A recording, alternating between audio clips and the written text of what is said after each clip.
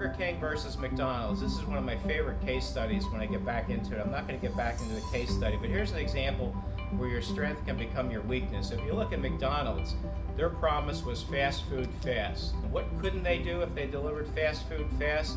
You couldn't have it your way, could you? And that's what Burger King capitalized on when they introduced their slogan, "Have it your way" at Burger King. Because it was fast food fast, you weren't going to have it your way. That's where the strength of the brand becomes the weakness, and Burger King targeted that as becoming their strength. At Burger King, you can have it any way you want it. But if you properly register your mark and maintain your mark, then you may be able to use that mark indefinitely. And so for very popular brands, all those brands that we saw in the earlier slides, I guarantee you that they are maintaining their marks. They're policing their marks because they want to use those marks forever. Mercedes-Benz doesn't want to lose that mark, I guarantee you. Today, Volkswagen probably is scratching its head. But again, these are very important things to maintain because they're property, intellectual property. When you connect to the world as frequently as you possibly can, the best way you can connect in a marketing standpoint is to find an emotional connection. No matter what your product or service is, people buy and are consumers, and they make decisions based on emotions. So if you can find a connection, stay with that.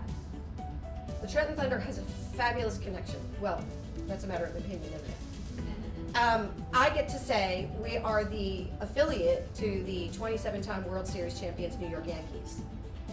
If that means something to you, that hit a button immediately with you.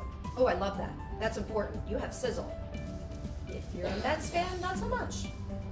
But find that connection. Look for the connection and then ride that to strike and spark emotion from your potential customer. It's very important when you create targets to build out your business and brand, don't neglect old business. A lot of people do. A lot of people go out there and try to, they forget about that totally, and they go out there to look and build new relationships. Again, you need to do both. In fact, the secret to new business actually is old business. So if you look at the end of the year where your new business is coming from, if at least 40% of new business is not derived from old business, you are leaving money on the table. And here's why. When you break down the buy cycle, there's only 3 parts. Know me, like me, pay me. That's it. I don't care what service or product you're selling. That's it. And when you think about it, old business, well, let's see, they already know me, they already like me, they've already paid me, or they're currently paying me. So why don't I go back to them, number one, see if they need more services and products from me, or maybe they can refer me to someone else and help me build my business. I was involved with the case many years ago representing a dietary supplement manufacturer, and we sued a competitor because they were making outrageous claims about their product. They weren't mentioning us, but what they had in their advertising, and this is back during the low carb craze, was an actual photo of Dr. Atkins.